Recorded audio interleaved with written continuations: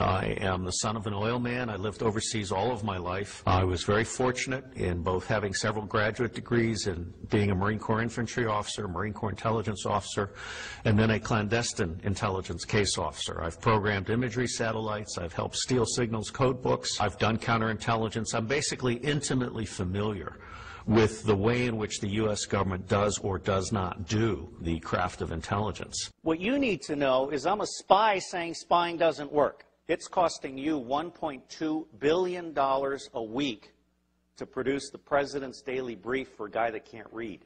People don't realize this. Apart from the fact that NSA is 1950s mindsets with 1970s technologies, SCIC completely screwed up trailblazer, Echelon is baloney. 80% of your signals intelligence comes from analysis of patterns. So you don't need to violate privacy. All you need to know is that Schmuckhead is calling Afghanistan once a week. General Shinseki knew exactly what was needed to make Iraq go right, and Paul Wolfowitz lied to Congress and said they'll receive us like liberators and stuff. If I had been General Shinseki, I would have grabbed Wolfowitz by the neck and thrown him down the steps of Capitol Hill. You don't let people lie like that. It's unprofessional to confuse loyalty with integrity. And we have had a failure of generalship in America. Our generals have been too eager to keep their stars and not eager enough to think for themselves and uphold the Constitution. Smedley Butler, the highest decorated Marine, said, war is a racket. War is a racket. War is a racket, and the only reason it's happening is because the American public is lethargic. Blog that. You are the Paul Reveres and Patrick Henrys of our generation. Bottom-up horizontal connection is key.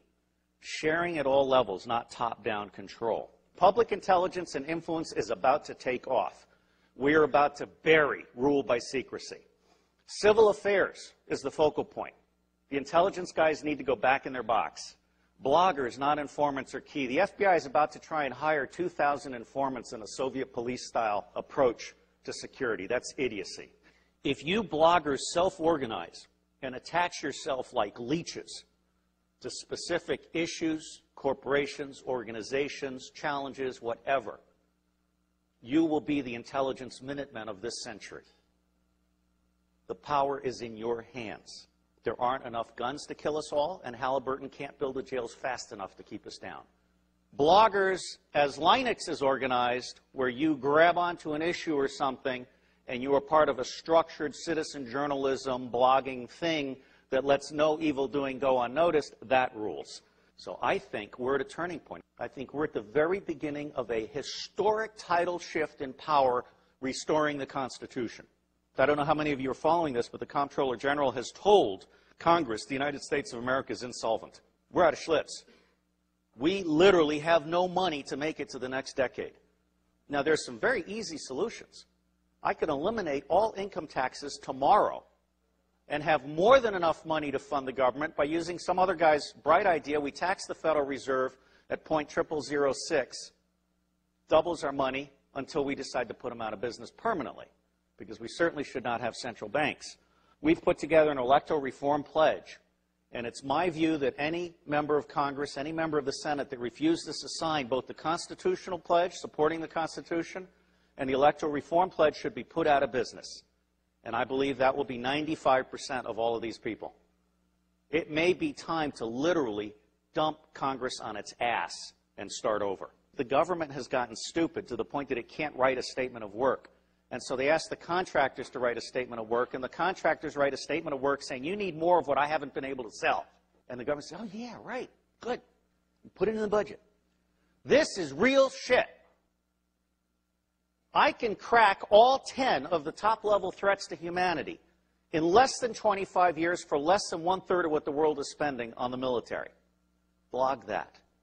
And I will tell you the price of buying back the United States government. It's $500 million a year. In the early 90s, Newt Gingrich and the Republicans got together. Their plan is now on the street. It's been exposed by a Columbia professor. They concluded that they could buy the United States government from school board to State House to White House for $300 million a year, and by golly, they did. And every single member of Congress is impeachable for having abdicated their Article I responsibilities under the Constitution and serving as foot soldiers for the president and his mendacious vice president. If you confiscate all the wealth in the world, which I do not advocate, all you have is a $5 bill for every one of the 5 billion poor on the planet. For what we have spent on the Iraq War, I could have given a free cell phone to every one of the 5 billion poor on the planet. I could have taken the 10% residual capabilities on DoD satellites, abandoned communication satellites, and I could have provided free T1 to the Southern Hemisphere. Blog that. That's the kind of stuff we have to do. Because if we don't do that, those 5 billion people, instead of producing wealth that stabilizes the earth, are going to produce plagues, epidemics, criminal gangs, drugged up people. Ralph Peters, a friend of mine, and the bottom line here is the only path to wine, women, and wealth for badasses anywhere on the planet that have no money is guns. And what's happening here is we're at the very beginning. We're just starting to come out of our little eggshell. When the industrial era began, it broke the connection between kinship and trust. And it started treating people as commodities. And then we lost sight of our government and we allowed the corporations to buy the government. The United States of America no longer represents we the people.